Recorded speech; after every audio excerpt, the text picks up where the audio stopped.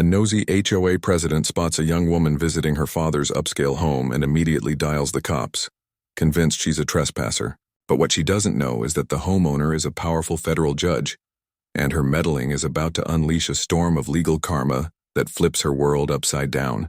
Stick around for this epic tale of entitlement meeting its match.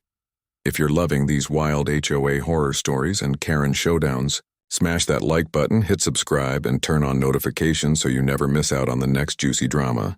Let's dive right in.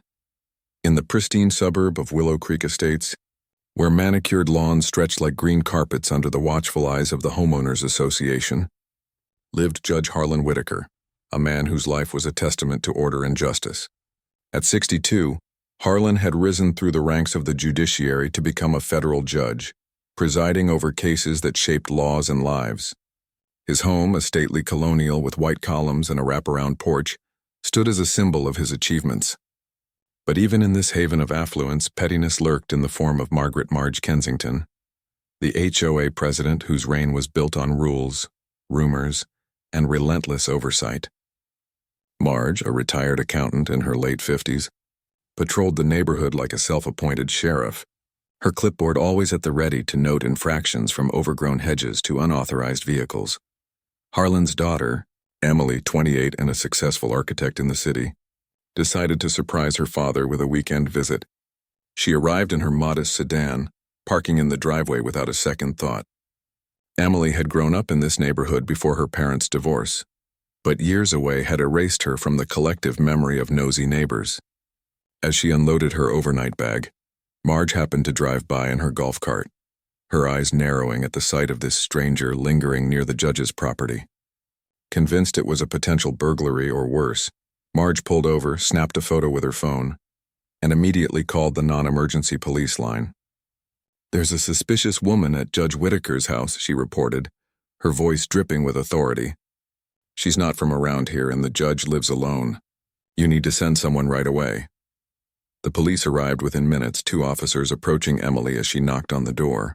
Harlan, who had been in his study reviewing case files, opened the door to find his daughter explaining herself calmly, while the officers verified her identity. The misunderstanding was cleared up quickly. Emily showed her ID, and Harlan confirmed she was indeed his daughter.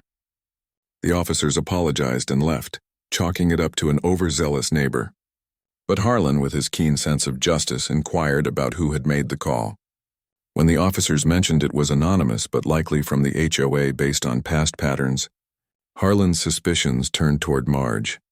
He had long tolerated her micromanaging, fines for holiday lights left up a day too long, warnings about trash bins visible from the street, but this crossed a line. Involving the police on his own family felt like an invasion, a petty power play that demanded reckoning.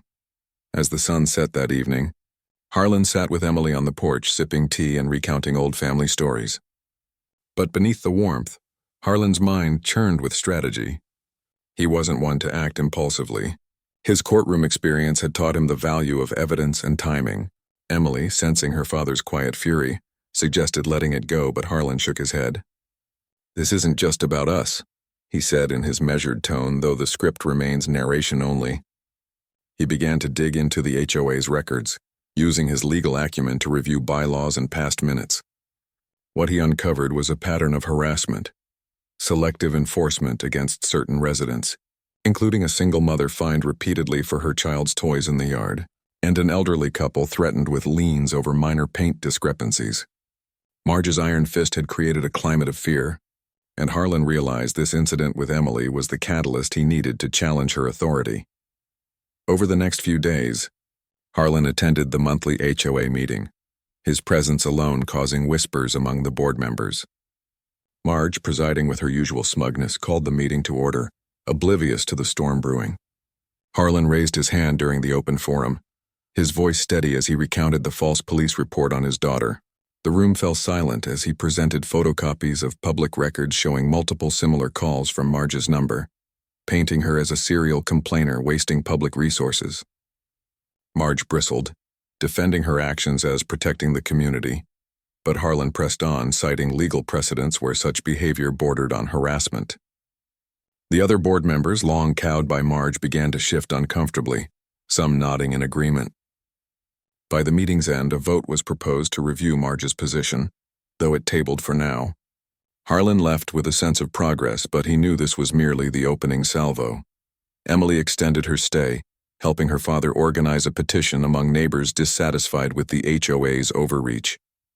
Doors were knocked on discreetly, stories shared in hushed tones about Marge's vendettas. One neighbor revealed how Marge had blocked a family's fence installation because it clashed with the aesthetic, costing them thousands in delays.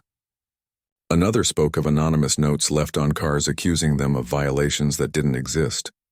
The petition grew, signatures mounting like evidence in a trial. Harlan, ever the jurist, ensured everything was above board, consulting with colleagues on potential civil claims if needed.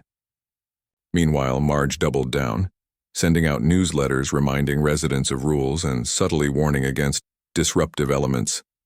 She even parked her golf cart outside Harlan's home more frequently, binoculars in hand as if daring him to make a move. Tension simmered through the week, culminating in a neighborhood block party that Marge had organized as a show of unity. Harlan and Emily attended, blending in with smiles, but Harlan used the opportunity to converse with influential residents, including a local attorney and a city council member who lived nearby. Whispers of Marge's overstep spread like wildfire, eroding her support base. As the party wound down, Marge confronted Harlan privately by the buffet table, her face flushed with indignation. Though no words are spoken in this narration, her posture screamed defiance. Harlan remained composed, handing her a copy of the petition with over half the neighborhood's signatures calling for an audit of HOA finances and her resignation. Marge's empire, built on petty tyrannies, showed its first cracks. Harlan's investigation deepened as he requested financial records through official channels, discovering discrepancies, funds allocated for community improvements siphoned into questionable expenses, like Marge's personal landscaping. This wasn't just mismanagement. It hinted at embezzlement. Harlan filed a formal complaint with the state attorney general's office, leveraging his judicial network to ensure it wasn't buried. Word leaked, and neighbors began openly discussing alternatives to the current board. Emily, inspired by her father's resolve, designed a proposal for a more equitable HOA structure, sharing it online in a private community forum. Support swelled, with residents posting anonymous testimonials about Marge's bullying. One evening, as Harlan reviewed documents in his study, a police car pulled up again, this time at Marge's behest, claiming suspicious activity at his home. But Harlan was prepared. He had installed security cameras after the first incident, capturing Marge's golf cart lingering nearby. The officers, recognizing the judge, dismissed the call but noted it in their report, adding to the growing dossier against her. Harlan's patience paid off when the board called an emergency meeting. Marge arrived defiant, but the tide had turned. Members presented evidence of her abuses, and a no-confidence vote passed overwhelmingly. Marge stormed out, vowing revenge, but her power was broken. In the aftermath, Harlan helped install a new board focused on fairness, with Emily advising on modern bylaws. The neighborhood breathed easier, free from constant scrutiny. But Marge wasn't done. She filed a frivolous lawsuit against Harlan for defamation, claiming his actions ruined her reputation. Harlan, unfazed, represented himself, dismantling her claims in court with irrefutable evidence. The case was dismissed, and Marge faced countersuits for legal fees and harassment. Broke and isolated, she sold her home and moved away, a cautionary tale of entitlement's downfall. Harlan and Emily celebrated with a quiet dinner, the judge reflecting on how a simple visit had exposed deeper injustices. Willow Creek Estates transformed into a true community, where rules served people, not egos. Yet as peace settled, whispers of new dramas in adjacent neighborhoods hinted that such stories were far from over, setting the stage for what might come next. The tranquility in Willow Creek Estates didn't last long, as remnants of Marge's influence lingered like shadows in the well-trimmed hedges. Harlan, back in his courtroom routine, found himself pulled into the neighborhood's affairs once more when anonymous complaints surfaced against the new board. It started subtly, emails to residents claiming the audit was rigged, flyers tucked under doors accusing Harlan of judicial overreach. He suspected Marge's hand even from afar, perhaps through allies she left behind. Emily, now commuting more frequently to help with the transition, noticed the unrest during her visits.